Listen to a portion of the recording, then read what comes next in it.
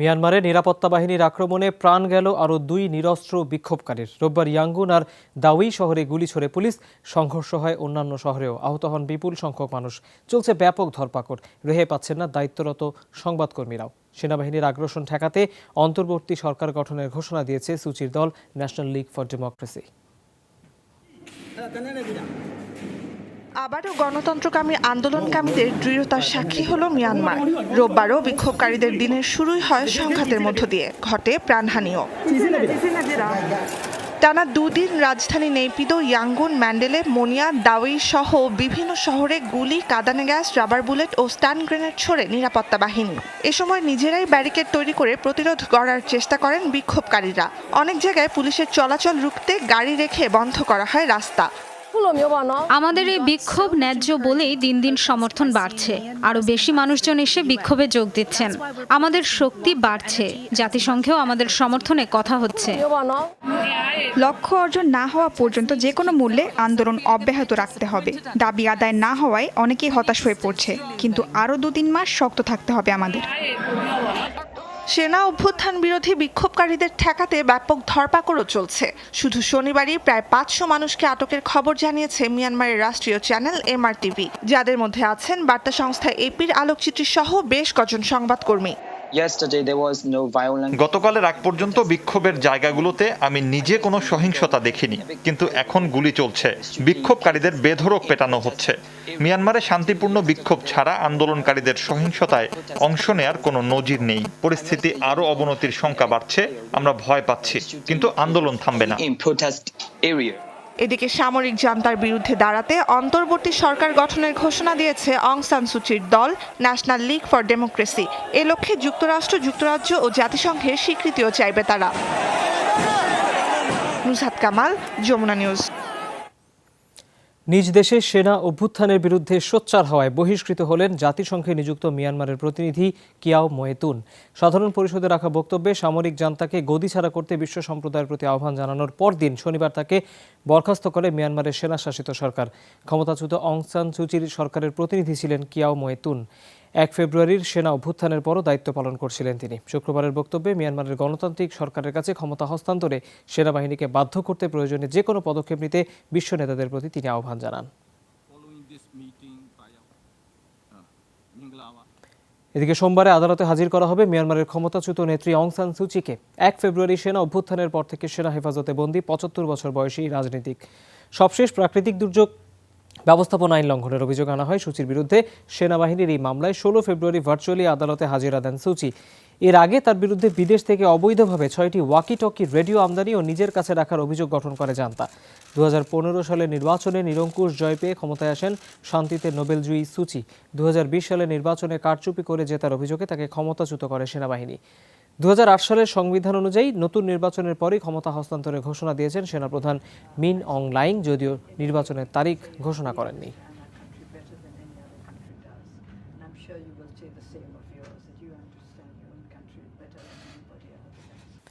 সাংবাদিক Jamal Khashoggi হত্যা ইস্যুতে সৌদি আরবের বিরুদ্ধে কোনো ব্যবস্থা নেবে কিনা যুক্তরাষ্ট্র, কিংবা কি ব্যবস্থা নেবে সেই ঘোষণা আসতে পারে সোমবার। শনিবার একথা জানিয়েছেন মার্কিন প্রেসিডেন্ট জো বাইডেন। মার্কিন গোয়েন্দা প্রতিবেদনে সৌদি যুবরাজ মোহাম্মদ বিন সালমানের নির্দেশেই খাশোগি হত্যাকাণ্ডের বিষয়টি নিশ্চিত করা হয় শুক্রবার। তাও কেন যুবরাজের বিরুদ্ধে এখনও নিষেধাজ্ঞা আরোপ বা কোনো কার্যকরী পদক্ষেপ নেওয়া হয়নি তা নিয়ে সমালোচনার মুখে রয়েছে বাইডেন প্রশাসন। সাংবাদিকদের প্রশ্নের জবাবে ঘোষণা আসন্ন বলে নিশ্চিত করলেও এই নিয়ে বিস্তারিত কিছু জানাননি বাইডেন। সোমবার একটি বহুল প্রতীক্ষিত ঘোষণা নিয়ে আপনাদের সামনে আসবো। আমরা জানাবো জামাল খাশোগি হত্যা ইস্যুতে সৌদি আরবের বিরুদ্ধে কি পদক্ষেপ নেবে ওয়াশিংটন। এদিকে সাংবাদিক জামাল খাশোগি হত্যাকাণ্ডের নির্দেশদাতা হিসেবে নাম আসার প্রশ্ন উঠেছে সৌদি যুবরাজ মোহাম্মদ বিন সালমানের রাজনৈতিক ভবিষ্যৎ নিয়ে। ক্রাউন প্রিন্স হয় এই যুবরাজই সৌদির ভবিষ্যৎ বাদশা। তবে খুনের হুকুমদাতা পরিচয়ের এই যুবরাজের গ্রহণযোগ্যতা নিয়ে এরই মধ্যে প্রশ্ন উঠে গেছে। বিশ্লেষকরা বলছেন ঘরে বাইরে দাপট কমবে মোহাম্মদ বিন সালমানের। আল আজরাব সোর্ড প্রায় 5000 সদস্য নিয়ে গঠিত এই বিশেষ বাহিনীর একক নিয়ন্ত্রণ যুবরাজ মোহাম্মদ বিন সালমানের হাতে। অভিযোগ, নিজের জন্য হুমকি এমন ব্যক্তিদের দমনে এই বাহিনীকে ব্যবহার করেন যুবরাজ। 2017 সালে যুবরাজ মোহাম্মদ বিন নায়েফকে সরিয়ে ক্রাউন প্রিন্স হন মোহাম্মদ বিন সালমান। বয়স তখন সবে 30 পেরিয়েছে।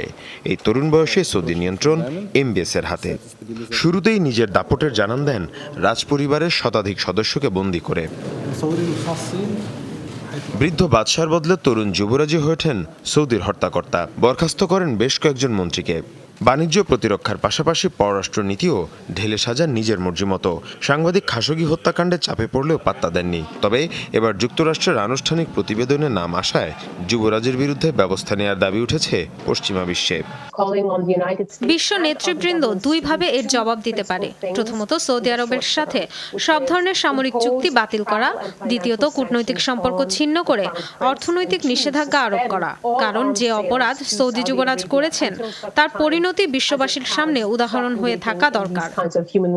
বক্তব্য বিবৃতিতে ওয়াশিংটন এরই মধ্যে স্পষ্ট করেছে, আগের প্রশাসনের মতো যুবরাজ সালমানকে গুরুত্ব দেবে না তারা। বিশ্লেষকরা বলছেন, যুক্তরাষ্ট্রের সাথে সম্পর্ক রক্ষায় যুবরাজকে ছাড়াই পরিকল্পনা সাজাতে হবে রিয়াদকে। ইয়েমেনে হামলা বন্ধে চাপ দিচ্ছে যুক্তরাষ্ট্র। এর মধ্যেই খাশোগি ইস্যুতে যুবরাজের বিরুদ্ধে প্রতিবেদন। এটাই স্পষ্ট যে মধ্যপ্রাচ্য নীতিতে পরিবর্তন আনছে বাইডেন প্রশাসন। যতই আর্থিক লেনদেন থাকুক না কেন, রিয়াদের প্রতি কঠোর হবে ওয়াশিংটন। এক্ষেত্রে ছাড় পাবেন না মোহাম্মদ বিন সালমানও। বিশ্লেষকরা বলছেন, আন্তর্জাতিকভাবে চাপের মুখে পড়লে রাজপরিবারও প্রশ্নের মুখে পড়বেন যুবরাজ সালমান। মীর মুশফিকা হাসান, যমুনা নিউজ। যুক্তরাষ্ট্রে করোনার তৃতীয় ভ্যাকসিন হিসেবে অনুমোদন পেল জনসন অ্যান্ড জনসনের টিকা। এর সার্বজনীন ব্যবহার নিয়ে বিশেষজ্ঞ প্যানেলের যুক্তিতর্ক উপস্থাপনের পর শনিবার এই ঘোষণা দেয় মার্কিন ওষুধ নিয়ন্ত্রক সংস্থা এফডিএ। করোনা প্রতিরোধে বিশ্বের প্রথম 1 ডোজের টিকা এটি। মার্চের মধ্যে 2 কোটি ডোজ টিকা সরবরাহের কথা জানিয়েছে জনসন অ্যান্ড জনসন। যুক্তরাষ্ট্রে এ পর্যন্ত মডার্না ও ফাইজারের টিকা নিয়েছে প্রায় 5 কোটি মানুষ। এদের মধ্যে 2 ডোজই সম্পন্ন হয়েছে 2.25 কোটি মানুষের। করোনা প্রতিরোধে এই 2 টিকার 95% কার্যকারিতা প্রমাণ হয়েছে। জনসন অ্যান্ড জনসনের 1 ডোজের টিকার ক্ষেত্রে এই হার 66%। Whatever vaccine you get offered, take it. জনতার উদ্দেশ্যে বলবো, যে টিকা নেওয়ারই সুযোগ পান নিয়ে নিন। গুরুতর অসুস্থতা, হাসপাতাল ও আইসিইউতে ভর্তি হওয়া, এমনকি করোনায় মৃত্যু এড়াতে এর বিকল্প নেই। তাই দ্রুততম সময়ে কত বেশি মানুষকে টিকার আওতায় আনা যাচ্ছে সেটাই এখন সবচেয়ে গুরুত্বপূর্ণ। The good news is সীমান্তে কড়াকড়ি বাড়ায় এবার দুর্গম পাহাড়ি পথে ইউরোপে ঢোকার চেষ্টা করছে অভিবাসন প্রত্যাশীরা। এমনকি জীবনের ঝুঁকি নিয়ে আল্পস পর্বতমালা পাড়ি দিচ্ছে কেউ কেউ। গত কয়েক মাসে এই তৎপরতা বেড়েছে। গভীর রাতে শিশুদের নিয়ে সপরিবারে এই পথ বেছে নিচ্ছেন অভিবাসীরা, যাদের বেশিরভাগই আফগানিস্তান, ইরাক আর ইরানের নাগরিক। অনেকে ধরাও পড়ছেন টহল দলের হাতে। যুদ্ধবিধ্বস্ত আফগানিস্তান থেকে ইতালি পর্যন্ত পৌঁছাতে মোট 9টি দেশ পাড়ি দিতে হয়েছে 23 বছর বয়সী আমিরকে। লক্ষ্য ফ্রান্সের প্যারিস। সীমান্তে কড়াকড়ির কারণে বেছে নিয়েছে বিপজ্জনক পাহাড়ি পথ। তীব্র ঠান্ডায় বরফে ঢাকা পাহাড় বেয়ে চলছে অনিশ্চিত যাত্রা। আফগানিস্তান থেকে ইরান, সেখান থেকে তুরস্ক, এরপর গ্রিস, গ্রিসের পর আলবেনিয়া থেকে মন্টেনিগ্রো, সেখান থেকে আবার বসনিয়া থেকে ক্রোয়েশিয়া, স্লোভেনিয়া হয়ে ইতালি এসেছি। যেতে চাই ফ্রান্সে, কারণ সেখানে যুদ্ধ নেই, অনেক সুন্দর জীবনযাপনের সুযোগ আছে। মহামারীর কারণে ইউরোপীয় দেশগুলোর সীমান্তে কড়াকড়ির কারণে অনেকেই বেছে নিচ্ছে মারাত্মক ঝুঁকিপূর্ণ ইতালি, ফ্রান্স, আল্পস সীমান্তকে। নিরাপত্তা বাহিনীর হাতে ধরা পড়ার ভয়ে এ পথে যাত্রার জন্য বেশিরভাগই বেছে নেন রাতের অন্ধকারকে। ভয়াবহ প্রতিকূলতার মুখে পড়তে হয় ঘর ছাড়াদের। বিশেষ করে শীতকালে মৃত্যুকূপে পরিণত হয় আল্পস পর্বত। 2017-18 সাল থেকে আল্পসের ইতালি অংশের পর্যবেক্ষকের ভূমিকায় আছে রেড ক্রস। সংস্থাটি জানায়, আগে সাগর পাড়ি দিয়ে আসা আফ্রিকানরা ব্যবহার করত মারাত্মক ঝুঁকিপূর্ণ এই পথ। কয়েক মাস ধরে পরিস্থিতি পাল্টে গেছে। এখন পরিবার নিয়েও মানুষ আসছে বলকান রুটে। এমনকি শিশুরাও থাকে বহরে। বেশিরভাগই আসে আফগানিস্তান, ইরাক আর ইরান থেকে।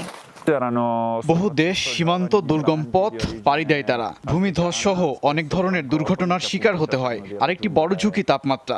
পর্যাপ্ত শীত পোশাক না পরলে -15 ডিগ্রি সেলসিয়াস তাপমাত্রায় টিকে থাকা সম্ভব নয়। হাইপোথার্মিয়াতে ভোগায় অনেকেই গুরুতর অসুস্থ অবস্থায় উদ্ধার করা হয়। তীব্র ঠান্ডায় অঙ্গহানিও হয় অনেকের।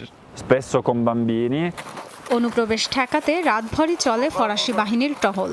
ধরা পড়লে কয়েক ঘন্টা আটকে রেখে ইতালি ফেরত পাঠানো হয় অভিবাসন প্রত্যাশীদের। রেড ক্রস বলছে 2017 সাল থেকে 5000-এর মতো অভিবাসন প্রত্যাশীকে আটকানো হয়েছে এ পথে। গত 4 মাসেই 1500 মানুষকে ফিরিয়ে দিয়েছে ফরাসি নিরাপত্তা বাহিনী। Dorothy Tasrin, Jamuna news. নাইজেরিয়ায় 2 সপ্তাহ আগে একটি স্কুল থেকে অপহৃত 38 জনকে উদ্ধার করেছে প্রশাসন। এদের মধ্যে এক শিক্ষার্থী অসুস্থ হয়ে পড়ায় তাকে হাসপাতালে ভর্তি করা হয়েছে। উদ্ধারকৃতদের মধ্যে রয়েছে স্কুলটির শিক্ষক, কর্মকর্তা আর শিক্ষার্থী, এমনকি তাদের অভিভাবকরাও। শনিবার নাইজার প্রদেশের রাজধানী মিন্নায় তাদের স্বাগত জানান গভর্নর এবং অন্যান্য প্রশাসনিক কর্মকর্তারা। উত্তরাঞ্চলীয় জামফারা প্রদেশের একটি বোর্ডিং স্কুল থেকে 317 জন ছাত্রী অপহৃত হওয়ার পরদিন আগের সপ্তাহে অপহৃতদের উদ্ধারের ঘোষণা আসে।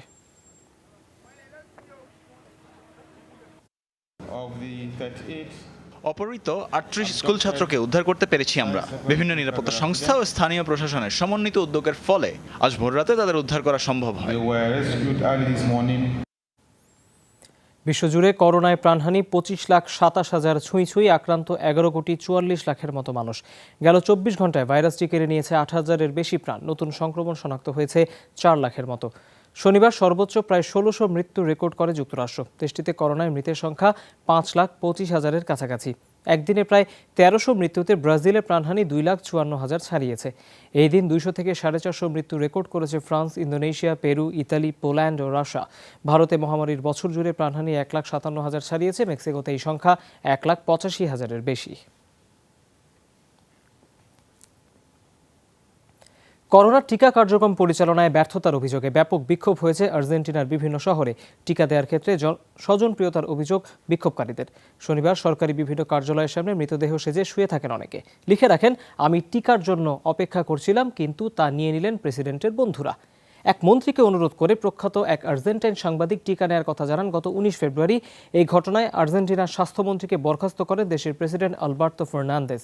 এরপরই বেরিয়ে আসে ঘাটতির মধ্যে অগ্রাধিকার তালিকায় না থাকা কমপক্ষে 70 জন প্রভাব খাটিয়ে টিকা নিয়েছেন। মহামারীতে আর্জেন্টিনায় প্রাণ গেছে প্রায় 52,000 মানুষের, আক্রান্ত 20 লাখের বেশি। ডিসেম্বরে টিকা কার্যক্রম শুরুর পর ডোজ নিয়েছেন 10 লাখের বেশি মানুষ।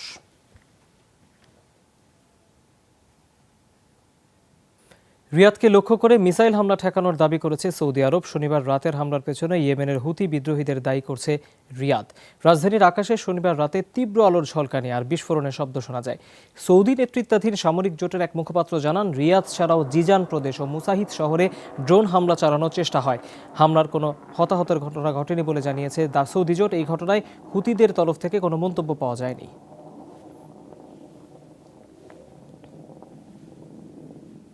স্পেনের রাজতন্ত্রের বিরোধিতাকারী এক র্যাপারকে আটকের প্রতিবাদে আবারও ব্যাপক বিক্ষোভ হয়েছে বার্সেলোনায়। শনিবার শান্তিপূর্ণভাবে আন্দোলন শুরু করেন র্যাপার পাবলো হ্যাসেলের কয়েক হাজার সমর্থক। এক পর্যায়ে হঠাৎ করে ভাঙচুর শুরু হয়। ভেঙে দেওয়া হয় বেশ কয়েকটি ব্যাংকের জানালা ও এটিএম বুথ। একটি পুলিশ ভ্যানেও আগুন দেয় তারা। এই ঘটনায় 13 জনকে আটক করেছে পুলিশ। 9 মাসের কারাদণ্ডে দণ্ডিত পাবলো হ্যাসেলের বিরুদ্ধে অভিযোগ, স্পেনের সাবেক রাজার অবমাননা করেছেন তিনি। প্রশংসা করেছেন 1000-এর বেশি মানুষের মৃত্যুর জন্য দায়ী সশস্ত্র একটি গোষ্ঠীর। মোরগ লড়াইয়ের সময় নিজের মোরগের আক্রমণেই মৃত্যু হলো মালিকের। চলতি সপ্তাহে ভারতের তেলেঙ্গানার প্রত্যন্ত এক গ্রামে এই ঘটনা ঘটে। জানা গেছে, ঘাতক মোরগটিকে একটি লড়াইয়ে নামানো হলে পালানোর চেষ্টা করে সেটি। মোরগটিকে ধরতে মালিক ধাওয়া করে। এ সময় মোরগটির পায়ে বাঁধা 7 সেন্টিমিটার লম্বা ছুরিটি লাগে তার স্পর্শকাতর অঙ্গে। হাসপাতালে নেওয়ার পথে প্রচুর রক্তপাত হয়। এই ঘটনায় তার মৃত্যু হয়। এর ফলে অবৈধ মোরগ লড়াই প্রতিযোগিতা আয়োজন এবং বাজি ধরার অভিযোগে 15 ব্যক্তিকে খুঁজছে পুলিশ। আদালতে প্রমাণ হিসেবে তোলা হবে বলে মোরগটিকে রাখা হয়েছে একটি খামারে। 1960 সালে ভারতে মোরগ লড়াই নিষিদ্ধ করা হলেও প্রত্যন্ত এলাকাতে নিয়মিত বিনোদনের অংশ এটি। গত বছরও অন্ধ্রপ্রদেশে মোরগের পায়ে বাঁধা ব্লেডে ঘাড়ের আঘাত নিয়ে প্রাণ যায় এক ব্যক্তির। ইতালির প্রাচীন পম্পেই নগরীর ধ্বংসাবশেষের নিচ থেকে এবার বেরিয়ে এলো রথ। 4 চাকার রথটি যেখানে পাওয়া গেছে তার কাছেই 2018 সালের একটি আস্তাবলের ধ্বংসাবশেষ পাওয়া গেছিল, 3টি ঘোড়ার কঙ্কাল। প্রাচীন শহরটির উত্তর সীমানায় সিভিটা জুলিয়ানা নামের আদিকালের একটি ভিলায় মেলে রথটি। আস্তাবলের সাথে লাগোয়া দুতলা বারান্দায়, যা সযত্নে রক্ষিত ছিল। প্রত্নতাত্ত্বিকদের ধারণা, উৎসব আর কুচকাওয়াজে ব্যবহার করা হতো রথটি। এ যাবৎকালেই পম্পেই থেকে যত প্রত্নতাত্ত্বিক নিদর্শন পাওয়া গেছে সেসবের মধ্যে অন্যতম উল্লেখযোগ্য এই রথটি। 79 খ্রিস্টাব্দে ভিসুভিয়াস আগ্নেয়গিরি থেকে হঠাৎ ভয়াবহ উদ্গীরণে ধ্বংস হয়ে যায় পম্পেই নগরী। নেপলস থেকে 23 কিলোমিটার দক্ষিণ পূর্বে অবস্থিত প্রাচীন শহরটি পুরাতত্ত্বের জন্য বিখ্যাত এবং ইউনেস্কো ঘোষিত বিশ্ব ঐতিহ্যের তালিকার অন্যতম সংযোজন।